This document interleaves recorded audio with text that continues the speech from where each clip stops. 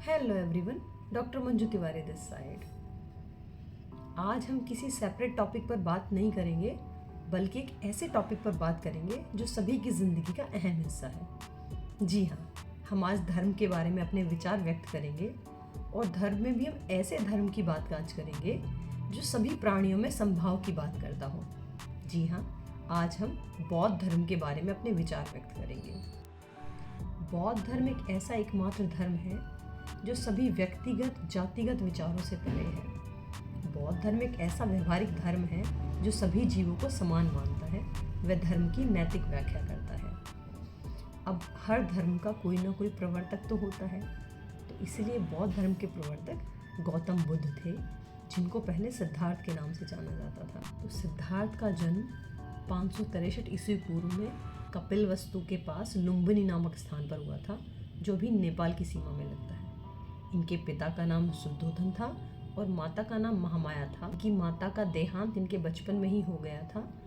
इनकी मौसी महाप्रजापति गौतमी ने इनका पालन पोषण किया था। तो इनका बचपन तो बहुत अच्छा बीता था, लेकिन ये बचपन से ही बहुत विचार मग्न और चिंतनशील रहते थे। इनके विचार मग्न रहने के कारण इनके पिता बहुत चिंतित रहते थे, तो उन्होंने अल्पायु में ही इनका विवाह करा दिया था।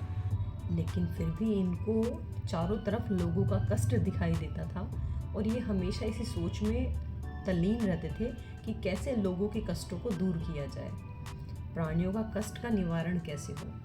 तो इसी सोच के कारण ये 29 वर्ष की आयु में ही अपना गृह त्याग करके इस ज्ञान की खोज में निकल गए कि दुनिया में जो कष्ट है उसका निवारण कैसे हो सकता है। उनके गृह त्याग की इस घटना को बौद्ध साहित्य में महाभिनिष्क्रमण के नाम से जाना जाता है और यहाँ से संन्यास का मार्ग अपनाकर ज्ञान की खोज में निकल गए।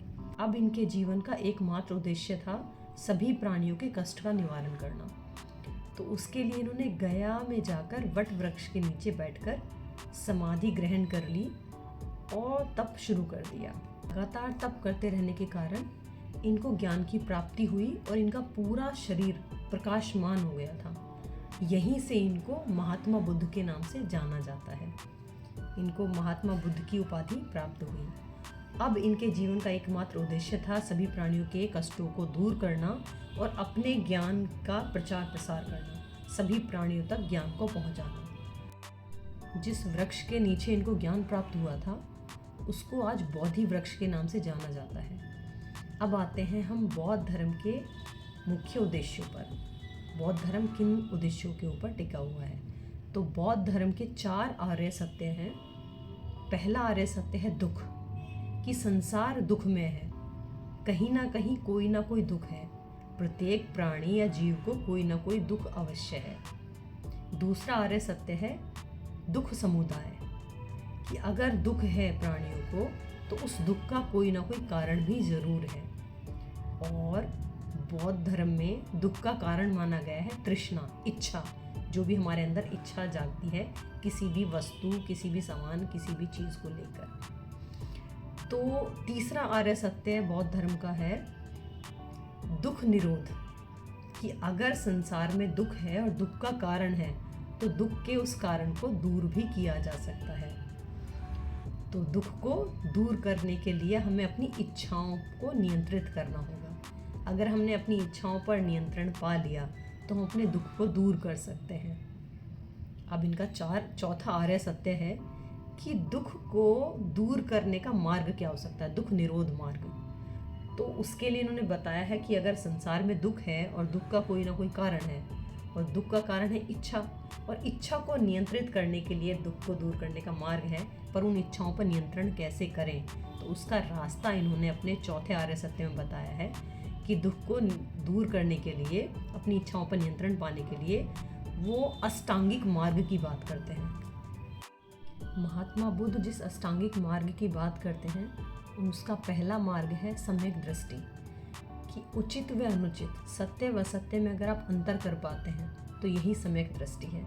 आपको पता होना चाहिए क्या सही है और क्या गलत है, और आपको सही रास्ते पर चलना है। दूसरा मार्ग है सम्यक संकल्प, कि जो भी आप देखते हैं उचित व अनुचित, सत्य व असत्य, तो आपको सही सत्य का अनुसरण करना है, असत्य का नहीं। आपके अंदर हिंसा या क्रोध के भाव नहीं आने चाहिए। तीसरा मार्ग है सम्यक वाणी। आपको अपनी वाणी पर नियंत्रण होना चाहिए। किसी के साथ में अगर आपको बात करनी है तो विनम्रता के साथ करें। चौथा मार्ग है सम्यक कर्म। हमें अपने कर्मों पर भी ध्यान देना है, हमेशा सही रास्ते पर चलना है, किसी के साथ भी कुछ भी बुरा नहीं करना है। पांचवा इनका मार्ग है सम्यक आजीव, कि अपनी आजीविका के लिए सही रास्ते का चुनाव करना है, गलत तरीके से धनोपार्जन नहीं करना है, मतलब गलत तरीके से पैसा नहीं कमाना है, हमेशा सही तरीके से पैसा कमाना है। छठा मार्ग है सम्यक व्यायाम।